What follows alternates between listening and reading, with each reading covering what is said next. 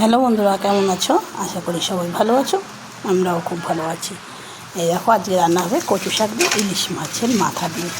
এই দেখো, এই যে বাজার থেকে না, একটা বাড়ি থেকে নিয়েছিলাম ইলিশ মাছ। দেখতে পাচ্ছ, এটা কিন্তু পদ্মার ইলিশ। দেখতে পাচ্ছ গায়ে এই যে লাল দাগটা থাকলেই বোঝা যায় এটা পদ্মার ইলিশ।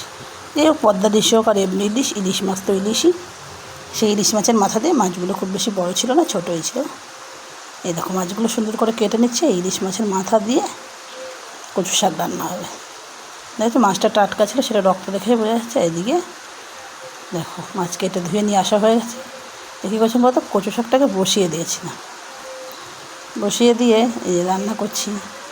প্রথমে তো এক গামলা ছিল, তারপরে কী হলো, কমে গেল। দেখো, একটা আমার ভিডিওটা ভুলে গেছে। দেখো, প্রথমে এক ঝুড়ি ছিল, তারপর যখন ফোড়ন দিয়ে তেলে দিলাম। এদিকে কিন্তু কড়াইতেটা কিন্তু কী হবে বলতো, ইলিশ মাছটা ভাজা হবে। যেন ভাজার জন্য আলাদা একটা কড়াইতে মাথাগুলো ভেজে নিচ্ছি। কারণ মাছটাও রান্না করেছি, যাই হোক তোমাদের সঙ্গে শুধু ইলিশ মাছের রেসিপিটাই দিয়েছি। ফোড়নও দিয়ে দিয়েছিলাম। এটা কী দিয়েছি বলতো, 5 ফোড়ন আর শুকনো লঙ্কা, আর কিচ্ছু দিনই ফোড়নে। এই যে কচু শাকটা দিয়ে দিয়েছি। প্রথমে এক কড়াই ছিল, তারপর কমতে কমতে কমতে কমতে একদমই কম হয়ে গেছে। আচ্ছা, প্রথমে এক কড়াই ছিল, পরে অর্ধেক কড়াই হয়ে গেছে। অর্ধেক করে লাস্টে কিন্তু অর্ধেক করা ছিল না, আরও কম ছিল।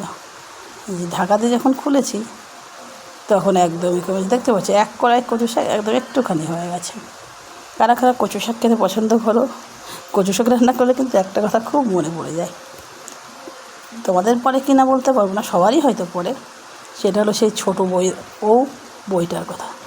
আর এই শাকটা প্রায় হয়ে গেছে। আর আমরা এই যে ইলিশ মাছের তেলটা, অনেকেই তোমরা বলতে পারো যে ইলিশ মাছের তেলটা দিদি এরকমভাবে সব রান্নার উপরে তুমি কেন দাও?